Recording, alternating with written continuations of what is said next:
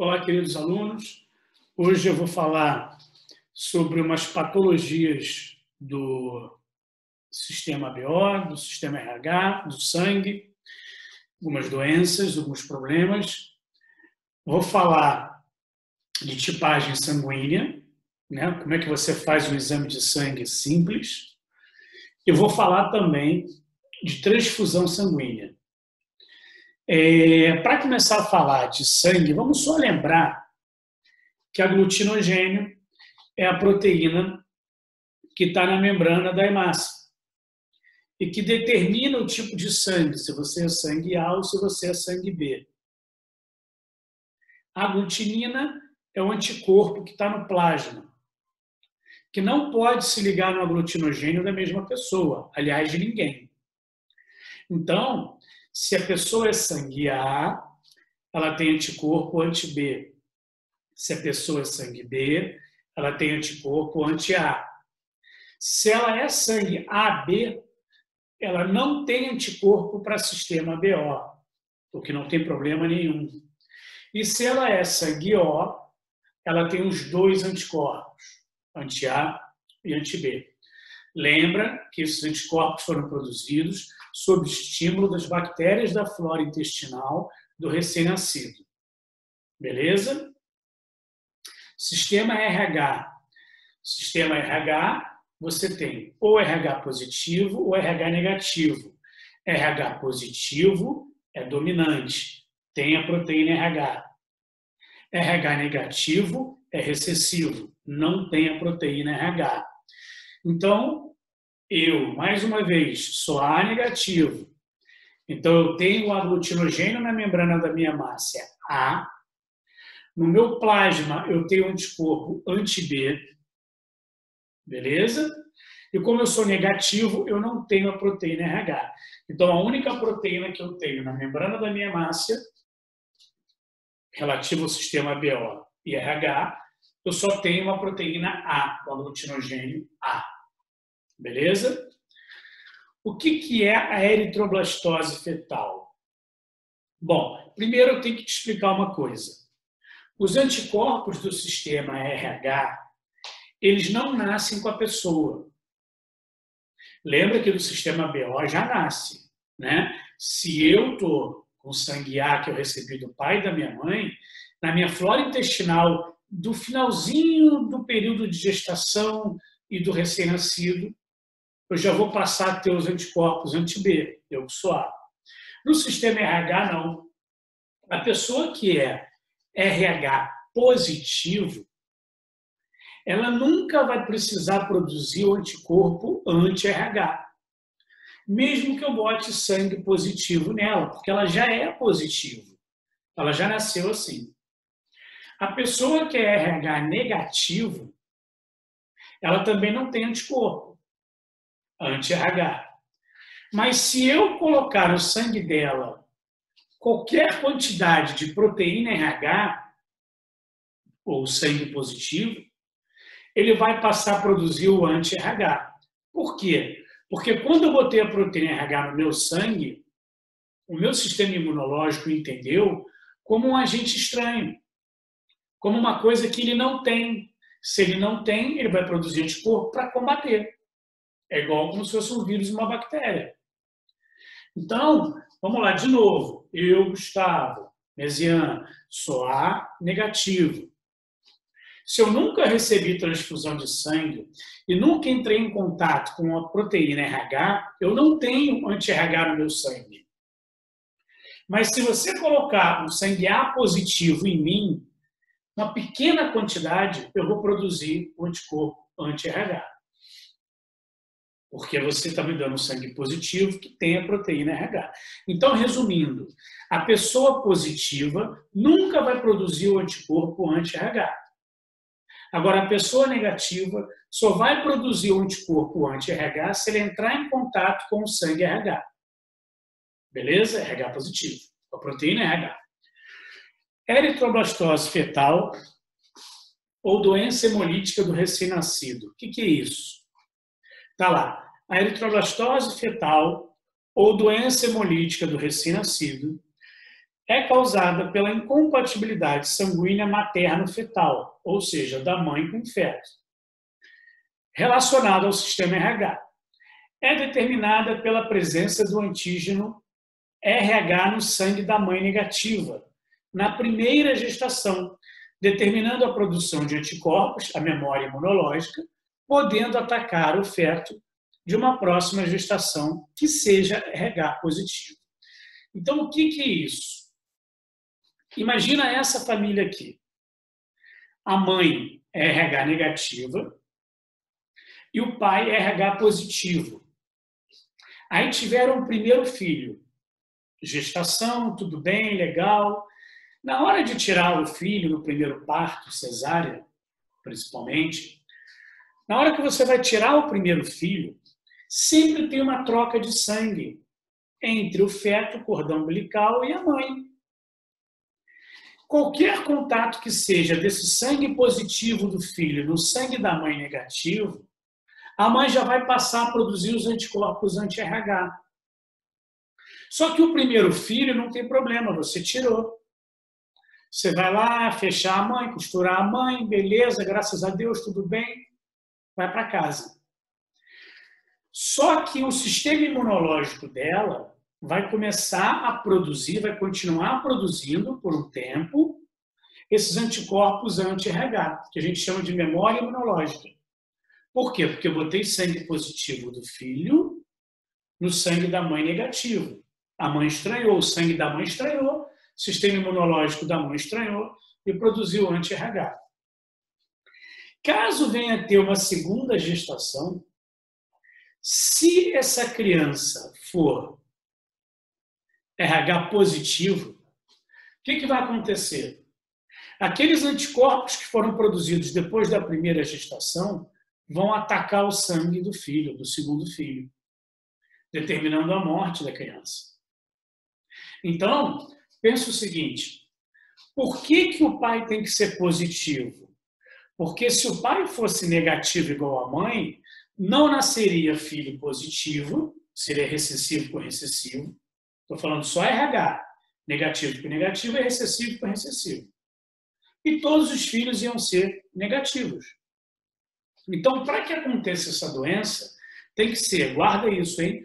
Mãe negativa, pai positivo. Primeiro filho positivo, segundo filho positivo. Por que o primeiro filho tem que ser positivo?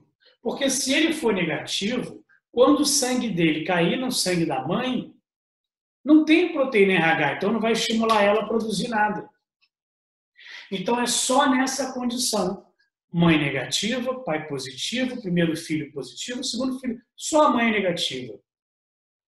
No vestibular da Unicamp, uma vez eles perguntaram em que situação o primeiro filho podia apresentar a eritroblastose.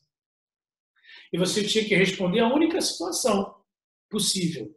A mãe, antes dessa gestação, teve algum contato com o sangue positivo. Pode ter sido uma transfusão, um acidente, alguma coisa assim, mas ela teve algum contato prévio com o sangue positivo, que quando nasceu o primeiro filho, ela já tinha um anticorpo. Mas o normal da doença não é esse. O normal da doença é mãe negativa, pai positivo, primeiro filho positivo, segundo filho positivo. Aí os anticorpos produzidos na primeira gestação, no primeiro parto, vão ficar guardados, sendo produzidos no corpo da mãe e vão atacar uma segunda gestação, vão atacar um segundo filho, caso ele seja positivo. Beleza? Como é que você trata isso? Você trata a partir do momento que teve o primeiro parto, a primeira gestação, você já vai aplicando na mãe umas vacinas que vão neutralizar esses anticorpos que foram produzidos. Então, é como se fossem umas proteínas para se ligar nesses anticorpos que ela está produzindo, e quando tiver a segunda gestação, esses anticorpos já estão neutralizados. Tudo bem?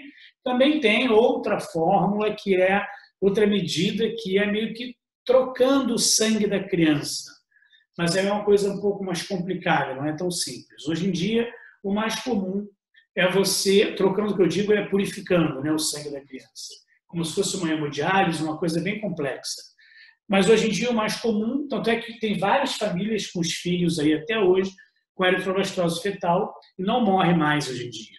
Porque após o primeiro parto, você aplica na mãe essas vacinas aí para neutralizar esse anticorpo que foi produzido. Beleza? O segundo caso aqui é o efeito Bombaim, o efeito Bombay, né? Ou falso O. O que é isso? Imagina o seguinte, eu vou lá, faço meu exame de sangue, meu tipo sanguíneo, e aparece que eu sou sangue O. Beleza? Aí eu vou ter um filho, eu caso com uma mulher, vou ter um filho com uma mulher também de sangue O. E nasce um filho de sangue A, por exemplo. Isso vai gerar uma discussão, a gente vai ter que fazer um exame para ver o que houve, né? Até agora eu só tinha falado para vocês do aglutinogênio, que é o antígeno, está aqui, o antígeno A e o antígeno B. Só que para produzir esse antígeno, eu tenho um outro antígeno chamado antígeno H. Então, aquele gene, o IA e o IB, eles produzem o antígeno H, e esse antígeno H ele é convertido ao antígeno A e B pela enzima conversora. Então, eu tenho o IA, o antígeno H e o aglutinogênio A. Eu tenho o gene IB, o antígeno H e o aglutinogênio B. Então, para passar do gene ou do antígeno H para o aglutinogênio A, ou antígeno A, eu preciso de uma enzima conversora. Resumindo bem, para eu passar do gene para o aglutinogênio, eu preciso da enzima conversora. Então, o que acontece é que algumas pessoas apresentam um problema na enzima conversora e não no gene. Então, o indivíduo ele pode ser IA ou IB, ele pode ter o gene para produzir o aglutinogênio, IA ou IB, ou até os dois, mas ele não produz a enzima conversora. Se ele não produz a enzima conversora, ele não vai produzir o aglutinogênio. Qual é o sangue que não tem aglutinogênio? É o O. Aí quando ele vai lá, fura o dedo dele e faz o exame, ele vai aparecer como sangue O e vai dizer para todo mundo que ele é sangue O. Mas na hora de ter um filho, o que vai valer é esse fenótipo de sangue O ou é o genótipo IA e B ou IA e B? O que vai valer é o genótipo. Então, olha lá, falso O possui o genótipo para o grupo A, B ou AB, mas não produz a enzima conversora. Sendo assim, não produz as glicoproteínas A, B ou as duas AB, apresentando o fenótipo de sangue O. Então a gente chama de sangue O porque a pessoa acha que é sangue O, ela faz o exame de sanguezinho superficial ali, que aparece que é O, mas na verdade a carga genética dela pode ser de sangue A, pode ser IA, pode ser B, sangue B, tá? Agora, para efeito de transfusão, o que coagula ou não? É o gene ou é a proteína e o anticorpo? É a proteína e o anticorpo. Então, para efeito de transfusão, você vai considerar o fenótipo e não o genótipo. Então, para efeito de transfusão, aquele indivíduo tem proteína no sangue? Não, ele é O. Então, cuidado, porque ele tem os dois anticorpos. Beleza? Então, está escrito aqui, para efeito de transfusões, iremos considerar o fenótipo e não o genótipo. Importantes são os anticorpos e antígenos que o indivíduo possui no sangue.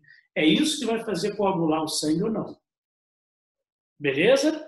Então, resumindo, finalizando, o que é efeito Bombaim? É o indivíduo que tem o gene para produzir o aglutinogênio, mas não tem a enzima conversora.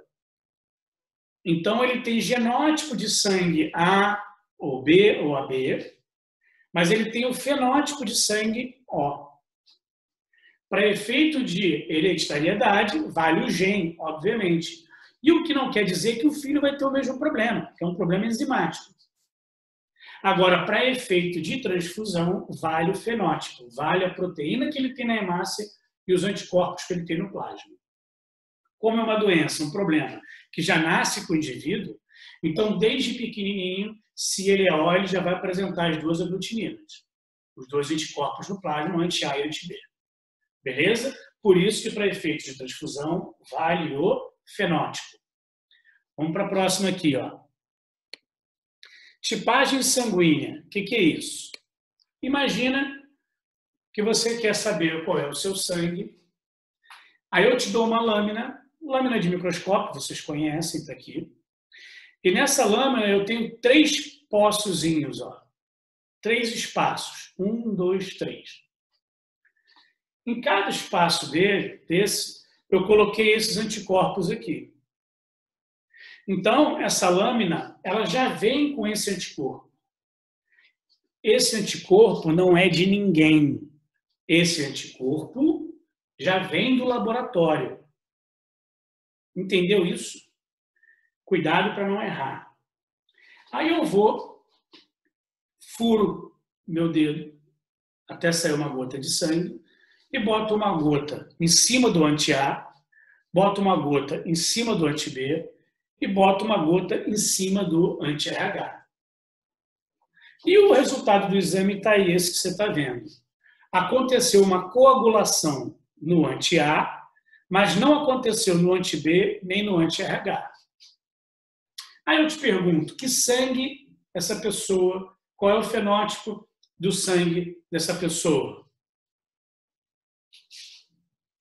Se coagulou no anti-A, é porque ele tem a proteína A. Se não coagulou no anti-B, ele não tem a proteína B. E não coagulou no anti-RH, ele não tem a proteína RH. Ou seja, ele só tem a proteína A. É o meu sangue. Eu já falei 1 milhão de vezes para vocês. Meu sangue não é A negativo? Olha lá. O que é o A negativo? Ele possui a proteína A, mas ele não possui a proteína B nem a proteína RH. Então, ele é A negativo. Resumindo, te dando uma cola, te dando uma dica, aonde coagular na lâmina é o sangue da pessoa. Por que o bom aluno erra essa questão? Porque o aluno pensa assim, não, se coagulou no anti-A é porque a pessoa tem anti-A. Se a pessoa tem anti-A, ela é B. Pronto, errou. E vai ter essa opção lá para você marcar, para te induzir ao erro. Mas vou repetir o que eu falei no começo, não sei se você prestou atenção. Esses anticorpos não são da pessoa. Esses anticorpos são do laboratório. Então, esse anticorpo ele vai se ligar na proteína que você tem. Nesse caso, você só tem a proteína A. Você não tem nem a B nem a RH. Então, é A negativo. Então, a chave do mistério aí é os anticorpos não são da pessoa que está fazendo o teste. Os anticorpos são do laboratório. Já vieram na lâmina. Então, aonde coagular o sangue na lâmina é o fenótipo da pessoa. Olha aqui. Isso aqui é uma imagem de verdade, né? Uma imagem de foto de lâmina. Coagulou no anti-A. Qual é o sangue da pessoa? A.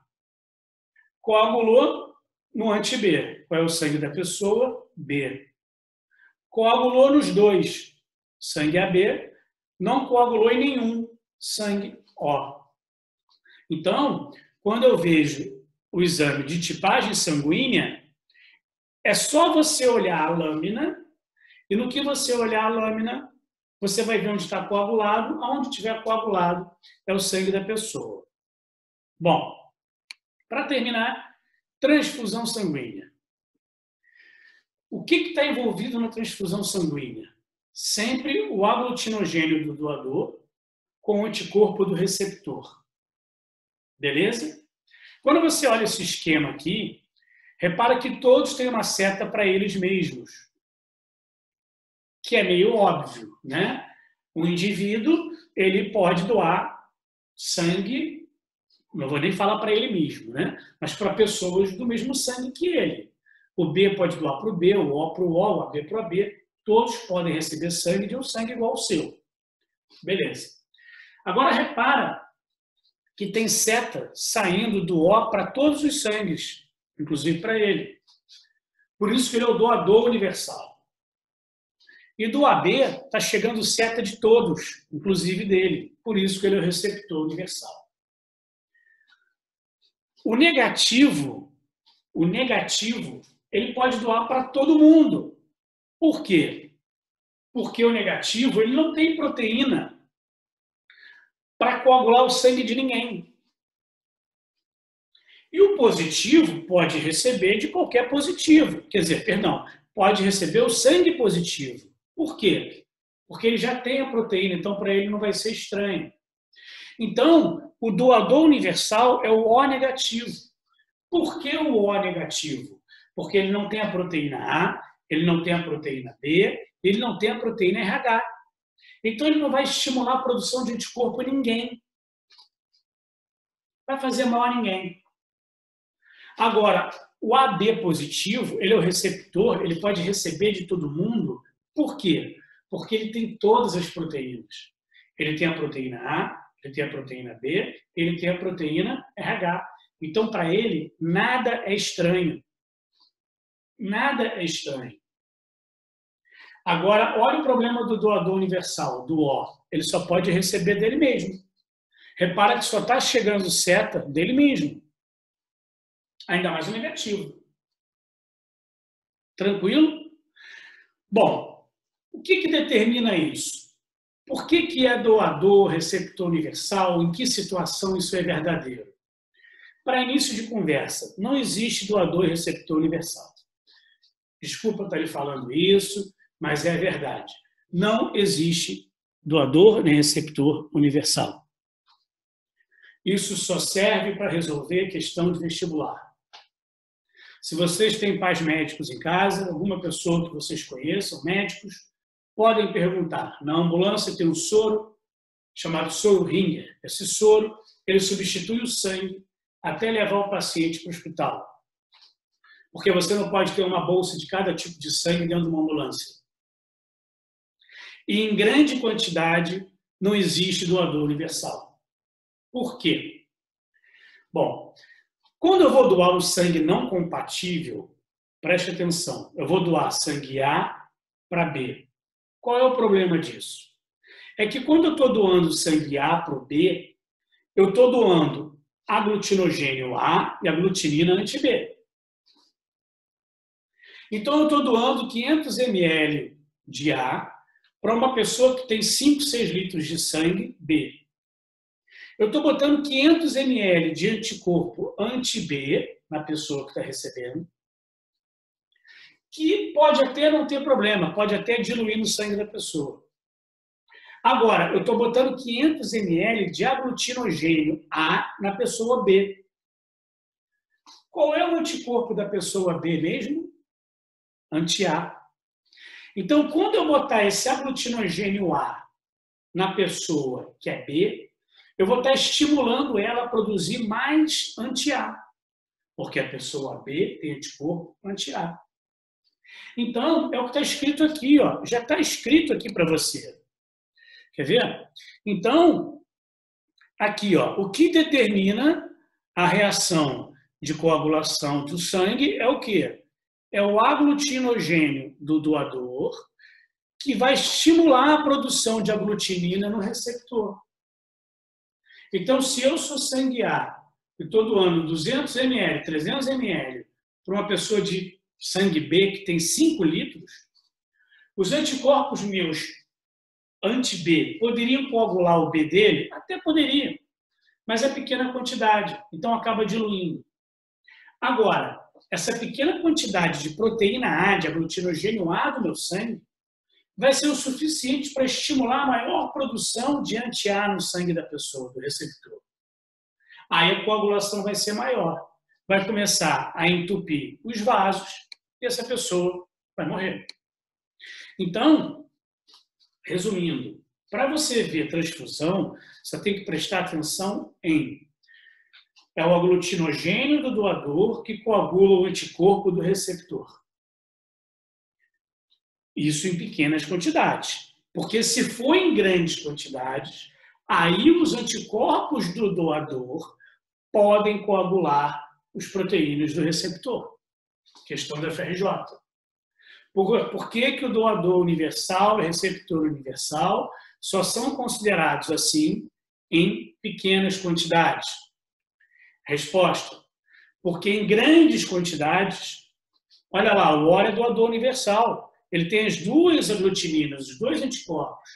Em grandes quantidades, esse anti-A e esse anti-B vão coagular o sangue do receptor, se ele for AB ou AB. Tranquilo? Beleza?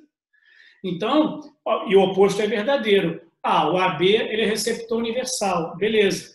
Mas se eu der grande quantidade de sangue O para ele, por exemplo, eu estou dando grande quantidade de anti-A e anti-B. Essa grande quantidade de anti-A e anti-B vai coagular o sangue do AB receptor. Beleza? Então, mesmo em questão de vestibular, doador e receptor universal é só em pequena quantidade. Porque se for em grande quantidade, o anticorpo do doador vai coagular o sangue do receptor, o aglutinogênio do receptor. Enquanto que normalmente não é isso. Normalmente é o anticorpo do receptor que vai coagular o sangue do doador, o aglutinogênio do doador. Beleza ou não? Então, visto isso, olha lá, ó, o A, por exemplo. O A ele pode receber de O e dele mesmo. O B pode receber de O e dele mesmo. O AB pode receber de todo mundo. E o O só pode receber dele. Em compensação, ele pode doar para todo mundo. Sempre pequena quantidade. Até porque, gente, se você for fazer uma cirurgia e precisar de grande quantidade de sangue, tem que ser exatamente o seu sangue. E outra, quando você doa sangue, o grande problema da doação é a doação voluntária. Né? São poucas as pessoas que vão voluntariamente no posto doar. Geralmente é uma campanha, geralmente é alguém que está precisando que você conheça. O que falta sangue nos bancos de transfusão, de doação, é o voluntário. Quando você vai lá doar, o teu sangue, geralmente, ele é todo fragmentado, fracionado. Aí separa a plaqueta, separa a hemácia, separa o plasma. Por que isso? Porque, por exemplo, se você vai fazer uma cirurgia que você está com hemorragia, você está com problema de sangramento, aí vão te dar sua plaqueta ou fatores de coagulação. Se você está numa cirurgia com um problema de anemia, ou você está com uma anemia, é mais fácil você receber uma papa de hemácia. É uma substância basicamente com hemácia, para curar a anemia. Você não precisa receber plaqueta, você não está com sangramento. Anemia não é sangramento. Entendeu? Tanto é que tem pessoas que doam só plaqueta. Existe uma forma de você doar só plaqueta. Tá bom? Então, quando você tem essa doação voluntária, você não doa nem a bolsa inteira de sangue e vai para a pessoa, não. Às vezes, o teu sangue ele é todo fragmentado, todo fracionado. Mas, voltando para a questão do vestibular, doador universal, receptor universal, só em pequena quantidade. Em relação ao sistema RH, eu já falei para vocês. O positivo pode doar para o positivo, sem problema. O negativo pode doar para o negativo, sem problema. Né? Nenhum dos dois tem. No positivo para o positivo, os dois têm a proteína RH. Agora, o positivo não pode doar para o negativo. Repara que não tem seta aqui. Ó. O negativo não pode doar para o negativo. O positivo não pode doar para o negativo. Mas o negativo pode doar para o positivo. Por quê? Porque o negativo não tem nada que o RH positivo não tenha. Tranquilo? Não tem novidade aqui para o sangue RH positivo. Beleza? Mas aí como é que eu vou juntar sistema BO com RH? Da mesma forma. Qual é o doador universal? Aquele que não tem nada. O negativo. Qual é o receptor universal? Aquele que tem tudo, que nada é estranho para ele. AB positivo. O resto é igual. O A não pode doar para o B nunca, nem vice-versa. O A só pode doar para o A, que foi igual, né? O A positivo para o A positivo, o A negativo para o A negativo, e o A negativo para O positivo. Mas o A positivo não pode doar para o A negativo. Está aqui. Positivo para negativo, nunca. Beleza? E o resto é só você guardar isso que eu falei para vocês. Doador e receptor universal em pequena quantidade. Porque em grande quantidade, o anticorpo do doador vai coagular o sangue do receptor, que numa situação normal, em pequena quantidade, ficaria diluído no sangue do receptor. Beleza? Bom, eu espero que vocês tenham entendido essa aula. Eu sei que é bastante conteúdo, então eu vou passar exercício para vocês agora. E nesse momento, nessa aula, eu peço mais ainda encarecidamente que vocês me mandem as dúvidas pelo Moodle. Beleza? Se eu demorar para responder um pouquinho, é porque de repente estou esperando acumular, ou então não dei uma olhada lá na hora, você me manda um e-mail. Vocês sabem meu e-mail qual é? gustavo.bezerra@gmail.com. Tá? Agora, você vê que nessa aula, essa semana agora, foi bastante matéria, né? Foi sistema ABO, foi a polialelia, foi sistema ABO, depois foi tipagem sanguínea, transfusão sanguínea, eritroblastose, efeito Bombaim, então é bastante coisa. Então, peço a vocês encarecidamente que agora vocês estudem, já vou mandar exercício já, tá? Para que, se apareça dúvida, vocês sinalizem para mim. Beleza? Bons estudos para vocês aí.